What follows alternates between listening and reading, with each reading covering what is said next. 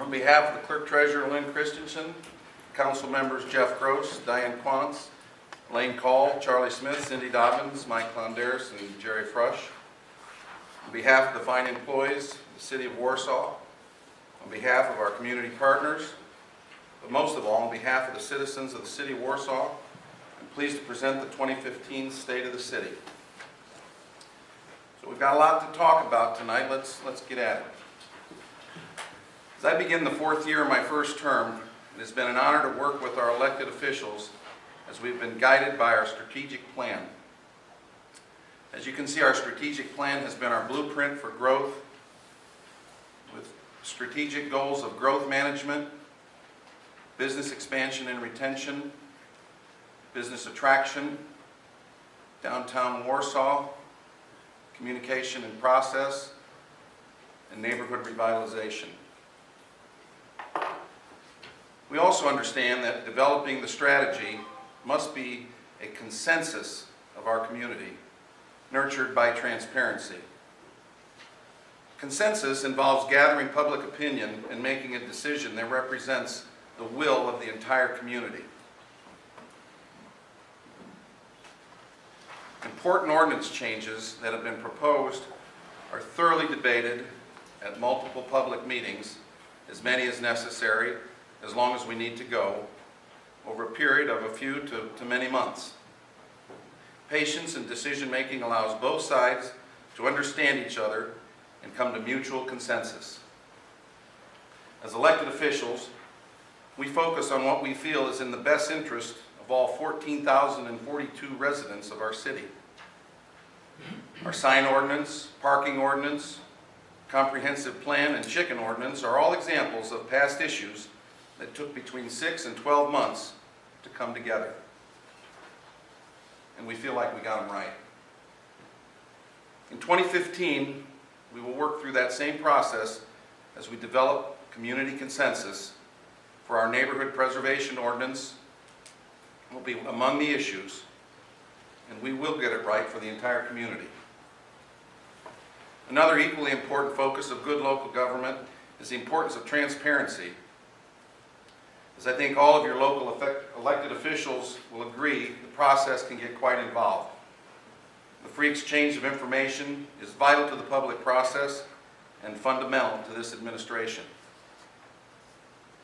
We will continue to use print, digital media, television, radio, signage, public forums, and any other means available to make information that will facilitate the public process.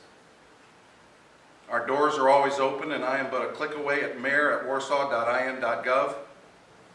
Meeting agendas, notes, and links to other critical information are available at www.warsaw.in.gov.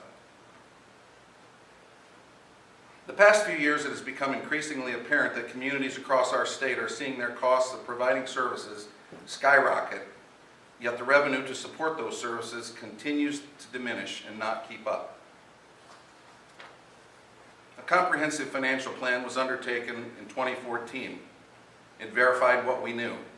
Revenue growth is essentially flat, and the result is that reserves must be utilized. While our city's financial position is strong, changes must occur to ensure future financial security. Now, we know our options. We can seek opportunities for increased cost efficiencies.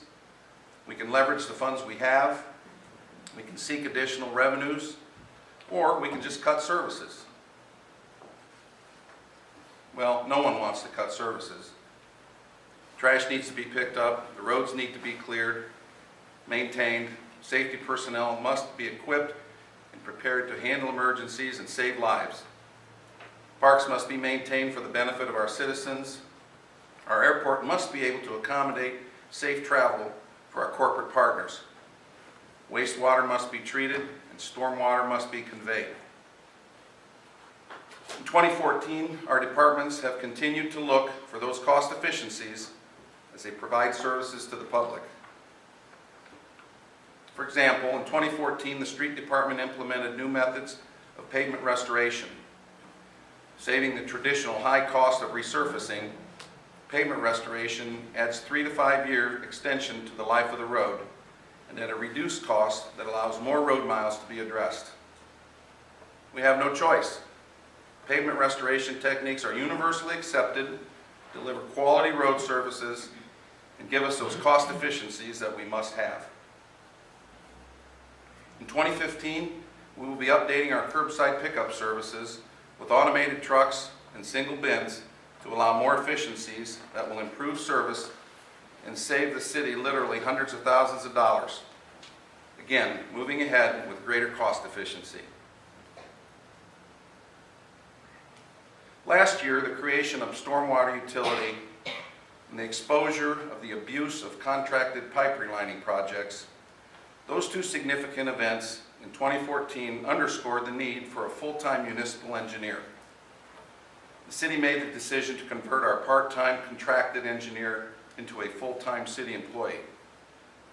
We expect major cost savings to be realized as a result. He will be able to engineer projects in-house, saving thousands of dollars in contract fees. He will be able to provide oversight and inspection, giving the city better checks and balances. And he'll be able to coordinate projects amongst departments to allow shared savings, avoid the unnecessary costs of duplication, and less downtime for our citizens. In 2015, the local portion of the Market Street reconstruction will be one such project. Stormwater utility will coordinate with the city engineer to remedy drainage and flooding issues that have been long-standing on Market Street. Building and Plan Department will oversee the bike pedestrian portion of the project. The Street Department will do as much in-house work as possible in preparation for the contracted construction phase of the project. And the city engineer and city planner will inspect and oversee the construction process of the project. The Market Street reconstruction is a two-phase project that, when completed, will improve safety for motorists, cyclists, and pedestrians as they make their way to our downtown, into Winona Lake, to our schools, city parks, and retail serving the Market Street neighborhood. Major surface drainage improvements will eliminate stormwater problems that have been around for a long time. New trees will replace aging trees that infiltrate storm and sewer lines, sidewalks, and roadways, or may hinder widening of traffic and parking lanes. It will be a busy summer on Market Street. In 2014, we sought and were awarded $1.8 million federal road project funds for the second phase of Market Street. And that project is ongoing this year, starting up to be finished as to be completed, to be started as phase one is hopefully completed, although there will more than likely be a little gap in there. 2015 will also be continuing preliminary work on the $3 million Husky Trail reconstruction project using the $2.4 million of federal funds awarded in 2013. Again, another example of leveraging our local funds. The YMC relocation and Parkview Hospital construction will necessitate resurfacing of Mariner Drive that will also occur in 2015. Our productive relationship with the county has given us several joint projects. The first one is the County Road 300 North Bridge widening, which was delayed in 2014 and will begin this summer in 2015. We've also opened discussions with our county officials on the future of US 30 through our community. With the state showing interest in making the road more limited access, careful local planning is vital to meet community needs as INDOT's much larger plan unfolds. 2014 and 2015 I would call maybe the years of the railroad in our community. No issue has come to the forefront more in the last few months as Warsaw being a community that's at the intersection of the Norfolk Southern Line and the CF&E line. As you remember, in 2013 we were given $900,000, or we were awarded $900,000 to put crossing gates on 3 intersections at Pope, Market, and Winona Avenue. And we were notified about 3 weeks ago that INDOT is delaying that project NDOT train projects in Norfolk and Southern because they want to come through and upgrade the rest of the crossings in the community. Safety is obviously an issue as the Norfolk and Southern line freight traffic increases through our community. They have big concerns about safety in our community and are wanting to extend that project from 3 intersections up to the 7 that run through the center portion of the community, which would also include Center, Fort Wayne, Maine, Lyon, and Arthur.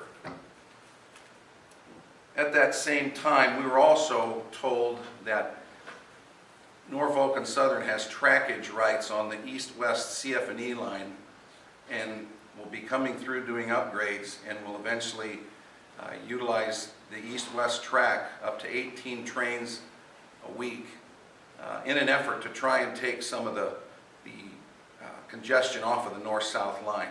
The problem on the north-south line is there's an east-west line at Milford and the Chicago line up at Elkhart, and when those get congested, and they are, trains on the north-south line have to wait. So Norfolk and Southern is trying to minimize the north-south congestion by adding some more east-west routes through our community on the CF&E line.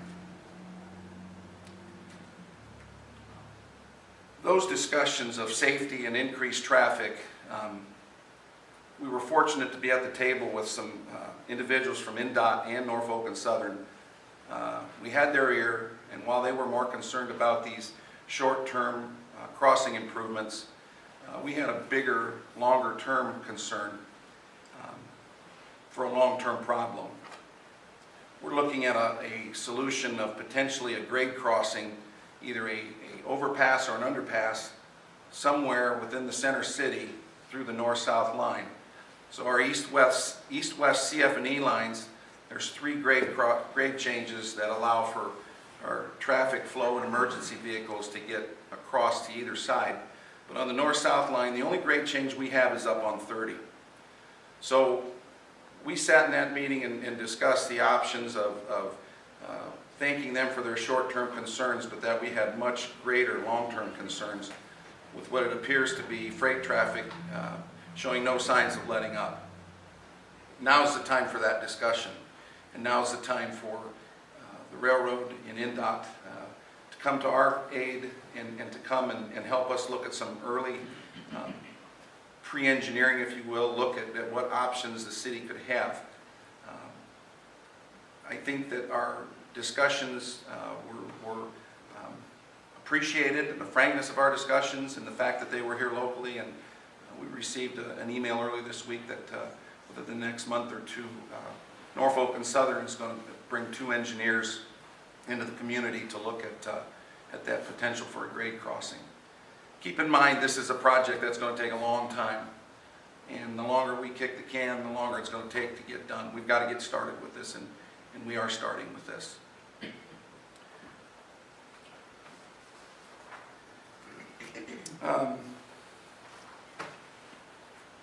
In 2014, 8 local government and public organizations pledged overwhelming support for the concept of high-speed rail in our community. A coalition of communities from Columbus, Ohio to Chicago are all engaged in the growth of local support to fund the Tier 1 environmental study that is a vital first step of this project. 2015 should bring some news on an FRA grant for that project. 2014 also saw the installation of uniform signage at our city limits within the city in the form of wayfinding signage and new signage to assist our downtown parking ordinance changes that seem to be working quite well. Seeking to connect our downtown with Center Lake along Buffalo Street was a project proposed by the Hyatt Palma Downtown Study in 2002. A physical and economic link would connect Center Lake as a part of our downtown. With the city's acquisition of the old water pumping buildings and property on North Buffalo Street, we are in the preliminary process to see if the